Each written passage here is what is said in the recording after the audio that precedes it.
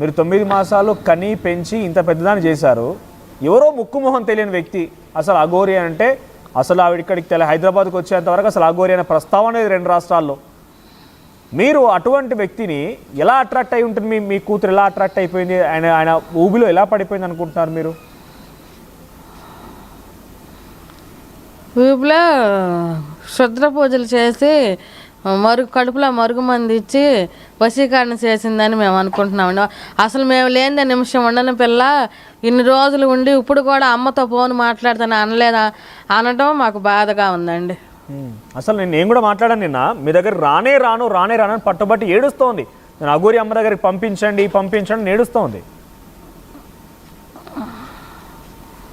అవునండి, అదే బాధగా ఉందండి. ఆమె మందుల ప్రభావంతో అలా మాట్లాడుతుందని మేము సైకాలజిస్ట్గా మెడికల్ టెస్ట్ చేయించుకొని అన్ని చూపించుకొని మా పిల్లలు మా దగ్గర ఉంచుకుంటామండి. కరమ్మ, అసలు మీరు అఘోరి అనే పేరు ఎప్పుడు విన్నారు? అఘోరి అనే ప్రస్తావన ఎప్పుడు వచ్చింది? అసలు అఘోరి మీ ఇంటికి రావడానికి కారణం ఏంటి చెప్పండి ముందుగా. మంగళగిరి వచ్చిందండి, పవన్ కళ్యాణ్ ఆఫీస్ దగ్గరికి కలవాలని. ఓకే, అప్పుడే వచ్చినప్పుడు పోలీసుల మీద హల్చల్ చేస్తాను. అంతకుముందు అఘోరి పేరు విన్నారా మీరు? మేము వినలేదండి. అసలు ఎక్కడ ప్రస్తావన వినలేదండి మేము. లేదండి.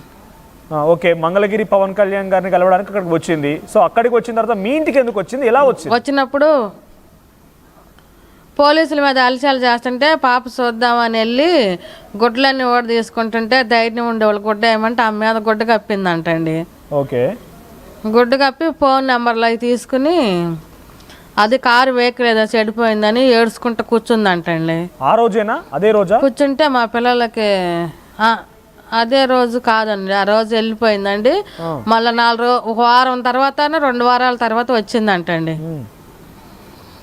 వచ్చి పిల్లలకు ఫోన్ చేసి ఏడవటం జరిగిందంటండి. ఆమె నాకు ఇట్ట వెహికల్ సరిపోయింది. ముందుగా ఇక్కడ మీరు ఒకటి చెప్పండి, విష్ణుకి ముందు అఘోరి పరిచయమా లేదంటే డైరెక్ట్ గా వర్షినితోనే పరిచయమా? విష్ణుకే పరిచయం అండి. అంటే ఫస్ట్ ఆ రోజు పైన ఒంటి పైన బట్టలు వేయడానికి వెళ్ళింది విష్ణు, వర్షిని ఇద్దరు కలిసి వెళ్ళారు. అయితే ఇద్దరు కలిసే వెళ్ళారండి.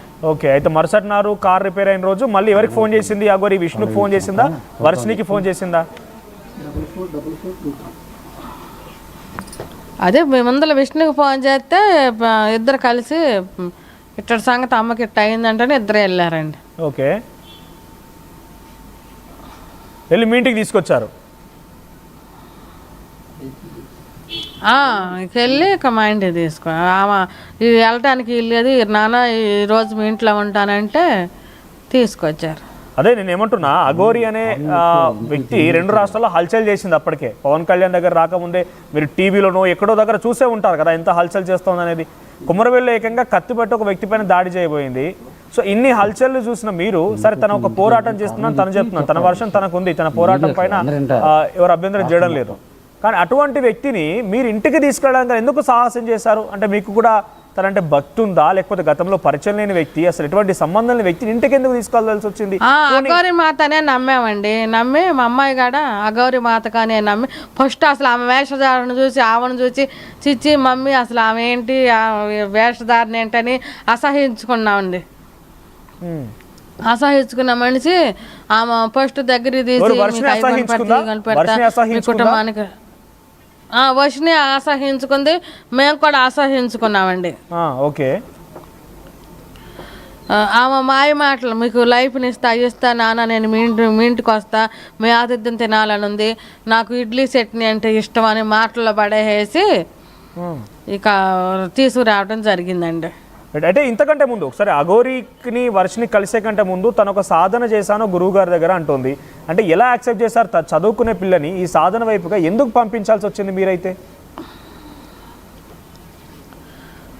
మాకైతే తెలవదండి. రాజేష్ నాథ్ అఘోరి దగ్గరికి వెళ్ళి దీక్ష ఇప్పించు ఇద్దరు తీసుకున్నారండి, విష్ణును వర్షిని. మీకు తెలీదు ఆ విషయం? అంటే చదువుకునే అమ్మాయి, అప్పటి వరకు యాక్టివ్గా ఉండేది, మంచిగా చదువుకుంటుంది, బీటెక్ చేస్తోంది, తను ఎందుకు పంపించారు? అంటే ఆ రాజేష్ నాథ్ అఘోరి దగ్గరికి అఘోరి సాధన కోసం మీరు ఎందుకు పంపించాల్సి వచ్చింది?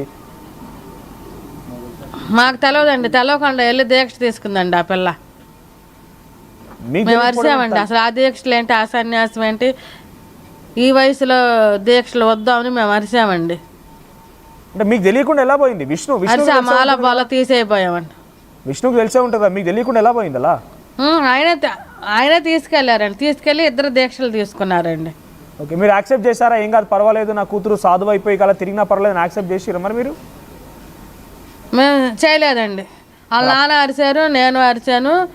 అరిచినాక ఆయన అన్నారు, ఆయన పెద్ద గురువు, మనకు సహాయాలు చేస్తాడు, చాలా మంది డబ్బులు పంచుతున్నాడు, అది అన్నాడు. అది దాన్ని చెబితే మేము డబ్బుల కోసం కాదండి, వాళ్ళ మాటలు అట్లా చెబితే మాకు ఆ పాటు డబ్బులు వద్దు, మాకేం చెప్పండి. విష్ణు మీకు ఏం చెప్పాడు అని అనేసరికి వర్షిణిని అక్కడ సాధన కోసం తీసుకెళ్లే సమయంలో విష్ణు ఏం చెప్పాడు మీకు?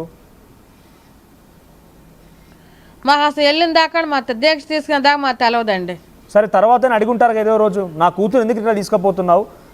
తర్వాత మెల్ల దండ చూసి అడిగితే ఆయన చాలా పెద్ద గురువు, ఏదన్నా చేస్తాడు, అందుకని ఇప్పించామని అంటే 6-7 నెలల్లో మా ఆయనకి బ్రెయిన్ స్ట్రోక్ పెరాలిస్ స్ట్రోక్ వస్తే మమ్మల్ని కూడా తీసుకెళ్ళాడండి ఆయన దగ్గరికి. ఓకే, తీసుకెళ్తే ఆయన కొన్ని లేహాలు మెడలో తుమ్మర వేసి బాగా చేయటం జరిగిందండి. మా ఆయనకి అక్కడికి వెళ్ళినాక బాగా అయ్యాడండి. ఇక మేము కూడా నమ్మామండి. మీ ఆయనకు బాగైంది అక్కడ వెళ్ళిన తర్వాత? అంటే ఆయుర్వేద వైద్యం చేసిండు ఆయన? ఆయుర్వేద మందులు చెప్పి ఆవు పాలలో తాగాలని కొన్ని మెడిసిన్ మీ ఆయనకు బాగైందని విష్ణు చెప్పినట్టుగా ఆయన చాలా పెద్దవాడు, డబ్బులు ఇస్తాడు, అందరిని ఆదుకుంటాడని చెప్పి ఈ 2 మాటలు చూసి మీ కూతుర్ని మీరు అక్కడ సాధనకు పంపించారా? మాకు ఆ సాధన నేర్చిందాక మాకు తెలియదు కండి. వచ్చినాక మాకు తెలిసిందండి. ఆ పిల్లలు మధ్యలోనే ఆపేయాల్సింది కదా. ఆగమన్నామండి, వద్దు వెళ్ళొద్దని వద్దు వెళ్ళొద్దు అన్నామండి. ఓకే, అంటే ఇక మాకు తెలవకుండా అక్కడిక్కడ అని చెప్పని వెళ్ళి వచ్చేదండి. ఓకే, సో తర్వాత ఏం జరిగింది? ఇప్పుడు అక్కడ సాధనకు అలవాటైనటువంటి వర్షిని మళ్ళీ అఘోరిని చూడగానే అట్రాక్ట్ అయిపోయింది, వెళ్ళి కలిసి తన పైన బట్టలు కప్పిన తర్వాత ఫోన్లో మాట్లాడి అంతా జరిగిపోయింది. సో మీ ఇంటికి ఏమని చెప్పి వచ్చింది అఘోరి? అంటే ఆ రోజు కార్ పాడైపోయిందని చెప్పి ఫోన్ చేసి అన్నారు కదా, ఏం చెప్పి వచ్చింది? ఒక రోజు కోసం వచ్చి వారం 10 రోజులు 20 రోజులు ఇలా ఉండింది అక్కడ.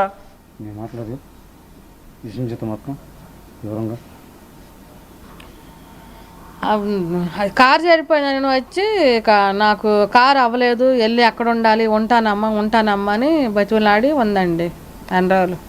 మీరే బలవంతంగా మీ ఇంటికి తీసుకెళ్లారని అఘోరి చెప్తోంది. మేము అసలు బలవంతం చేయలేదండి. ఆమె వేషధారణ చూసి మాకు భయం వేసి మా ఇంటికి రావద్దని మేము ఫస్ట్లో ఎడంగా ఉన్నామండి. మరి భయపడిన వాళ్ళు మీరు తను రాకుండా నిలువరించాలి, అవసరమైతే రాకుండా ఉండే విధంగా చూడాలి, కానీ ఇంటికి తీసుకొచ్చుకొని వారం 10 రోజులు ఎందుకు పెట్టుకున్నారమ్మా? నిలువరించామండి. ఆ వారం 10 రోజుల్లో ఆమెకి మాకు గొడవలు అయ్యి ఆమె బ్యాగ్ ఇసిరేసేసానండి. ఇసిరేసినాక మళ్ళీ ఏడ్చి కాళ్ళు పట్టుకుని ఉంటానమ్మా, ఇంకేడకెళ్ళను, ఏడే ఉంటాను, 2 రోజులు అయిపోయిద్దని బతిలాడి ఉందండి. ఓకే, సో వర్షిని దగ్గరికి అఘోరి వచ్చింది ఆ రోజు, అక్కడ 1 వీక్ మీ దగ్గర ఉంది కదా. ఒకసారి అఘోరి బిహేవియర్ ఎట్లా ఉంటుంది, అఘోరి ప్రవర్తన ఎట్లా ఉంటుంది చెప్పండి. 1 వీక్ మీ ఇంట్లోనే ఉంది కాబట్టి.